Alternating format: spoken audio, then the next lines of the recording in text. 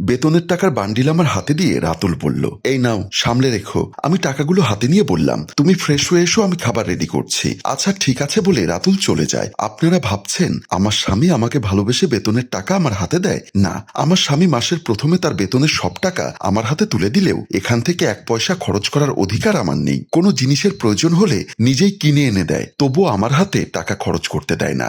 মাসের শেষে কড়াই গন্ডায় সব হিসাবও বুঝে নেয়। এসব নিয়ে আমার অবশ্য তেমন সমস্যা নেই। সমাজে ভালো নামক তকমাটা পেতে গেলে চোখ থাকতে অন্ধ আর মুখ থাকতেও বোবা সাজতে হয়। কালে ভাদ্রে নিজের কাছে খারাপ লাগলেও কখনো মুখ ফুটে কারো কাছে কিছুই বলিনি। ভাবতে ভাবতে টাকাগুলো ওয়ারড্রপের ভিতরে রেখে দিলাম। রান্নাঘরে কাজ করছিলাম, তখনই আমার ছোট বোন কল দেয়। আমি কলটি রিসিভ করতেই বললাম, ছোট তুই কেমন আছিস? বাবা মা কেমন আছে রে? হ্যাঁ আপু, সবাই ভালো আছে মোটামুটি। তা তুই কেমন আছিস আপু? এই তো বোন, আলহামদুলিল্লাহ। আপু তোকে একটা কথা বলার জন্য ফোন দিয়েছি। হ্যাঁ বল আপু।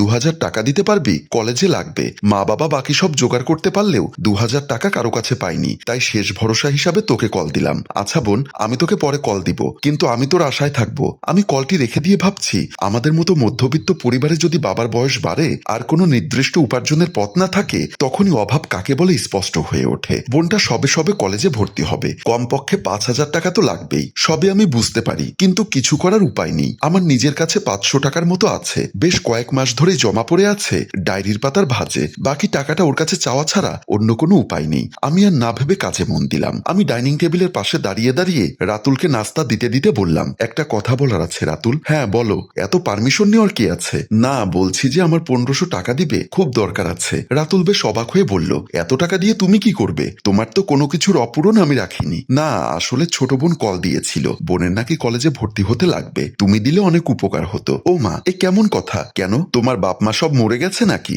যে তোমার বোনের কলেজে ভর্তির টাকা আমার দেওয়া লাগবে? মাসের শেষে 1500 টাকা মানে বোঝো তুমি? টাকা রোজগার করতে কেমন লাগে তা তুমি ঘরে বসে বুঝবে কি করে? আমার কাছে কোনো টাকা পয়সা নেই। বলেই রাতুল রেগে গিয়ে উঠে চলে যায়। আমি দাঁড়িয়ে ওর দিকে চেয়ে থাকি। মাসের শেষে যে হাতে টাকা থাকে না, এটা আমি বেশ ভালোই বুঝতে পারি রাতুল। তবে ওর দেওয়া উত্তরটা কেন জানি কানে বেজে চলছে। কলেজে ভর্তি হওয়া যে 1500 টাকায় হয় না, তা আমার স্বামীকে আলাদাভাবে বলে দেওয়ার দরকার হয় না, নিজে থেকেই বুঝতে পারে। কয়েকদিন পর বাড়িতে সোফা পরিষ্কার করছি। সেদিনের পর থেকে কখনো স্বামীর কাছে টাকা চাওয়ার প্রয়োজন পড়েনি আমার। খুব বেশি প্রয়োজন হলেও নিজের জন্য বা বাপের বাড়ির কারোর জন্য কিছুই চাইনি। এমন সময় কলিং বেলের শব্দ শুনে দরজা খুলে দিতে যাই। দরজা খুলতেই দেখি রাতুল 1 কেজি গরুর গোশত আর পোলাও চাল হাতে দিয়ে বলল, আসার সময় মাংস পেয়েছি, ভাবলাম বিরিয়ানি খাবো, অনেকদিন খাওয়া হয়নি, মজা করে রান্না করো। বলেই রাতুল রুমের দিকে চলে যায়। আমিও রান্নাঘরের দিকে চলে গেলাম। বিকালে আমার বোন এসেছে, সে সোফায় বসে আছে। আমি 1 কাপ চা হাতে নিয়ে বললাম, তো রেশমি, মা বাবা কেমন আছে? তারা বেশ চিন্তিত আপু, টাকা কোনোভাবেই ম্যানেজ করতে পারেনি, তাই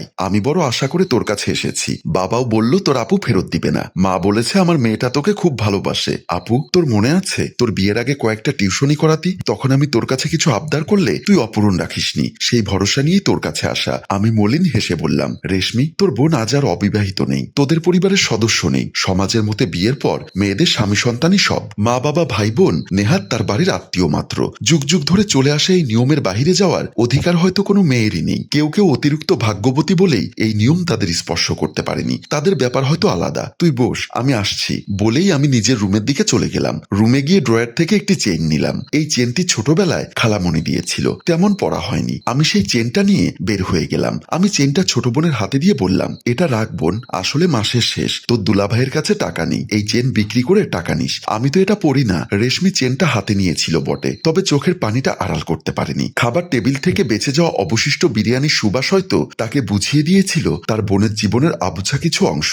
স্কুল পাশ করা মেয়ের বয়স তো খুব একটা কম নয়। ছোট বোন চলে যায় আর আমার চোখের জল অনবরত গড়িয়ে পড়ছে। রুমে শুয়েছিলাম। রাতুল এসে পাশে বসে বলল, তোমার ছোট বোন কেন এসেছে? আমি ওর দিকে ফিরে উঠে বসে বললাম, আমাকে দেখতে এসেছে। ও তাহলে ঠিক আছে, তোমার কাছে যে বাকি টাকা আছে তা দাও তো। আমি উঠে টাকা আনতে চলে যাই। একটু পর টাকা এনে ওর হাতে দিলাম। আমার কাছ থেকে টাকা নিয়ে সে টাকাগুলো গুনতে গুনতে বলল, তা তোমার ছোট বোনকে খেয়ে যেতে বললে না কেন? শালির তো বিরিয়ানি অনেক পছন্দের। রাতুলের কথায় আমি শুধু মুচকি হাসলাম। এসব সামান্য কারণে সংসার ফেলে চলে যাওয়ার মতো মেয়ে আমি নই। একা থাকতে পারার সাহস জোগাতে পারলেও সমাজে তিক্ততা মেনে নেওয়ার সাহস আমার কখনোই হবে না। স্বামী সংসার ছেড়ে যাওয়ার চিন্তা আমার মাথায় আসেনি। শুধু মনের কোথাও একটা গভীর ক্ষত হয়েছিল, যে ক্ষত থেকে ব্যথা ক্রমশ আমার ভেতরে ছড়িয়ে পড়ছে। সে টাকা গুনছে। মাকে কল দিয়ে বললাম, মা, ছোট কি কলেজে ভর্তি হতে পেরেছে? হ্যাঁ রে মা, তুই তোর খালার দেওয়া পছন্দের চেনটি দিয়ে দিলি কেন? মা, সেসব কিছু না, আমি তো ওই চেনটা পড়ি না। আমার বোন ভর্তি হয়েছে, সে পড়ালেখা করে বড় হোক, সেটাই তো চাই। তোর জন্য দোয়া রইল রে মা। আমি জানি তুই কোন পরিস্থিতিতে আছিস। মারে, আমি সবটা বুঝতে পারি। মা কান্না করে ফোনটা কেটে দেয়। আমিও বেশ কান্না করছি, কষ্টে চোখের পানি বেরিয়ে আসছে, বুকে তীব্র ব্যথা অনুভব হচ্ছে। হয়তো পরে আবার ক্ষতটা শুকিয়ে যাবে। আচ্ছা, এসব ক্ষত কি কখনো শুকিয়ে যায়? আর এখানে একটি মেয়ের সংসার জীবন দেখিয়ে আমাদের গল্প শেষ হয়। সম্মানিত ভিউয়ার্স, আসলে মেয়েরা কি পরাধীন? একজন স্বামীর কাছ থেকে ওরা যা পাওয়ার তাও যদি না পায়, সে সংসারে কি মেয়েদের মন বসবে? সুখী হোক সকল পরিবার। গল্পটির ভাবনায় হাশেম রাজু, পরিচালনায় এইচ.এম. কানন ও চিত্রগ্রহণ ইফতি হুসাইন। গল্পটি ভালো লাগলে লাইক, কমেন্ট ও শেয়ার করে অন্যকে দেখার সুযোগ করে দিন। ধন্যবাদ।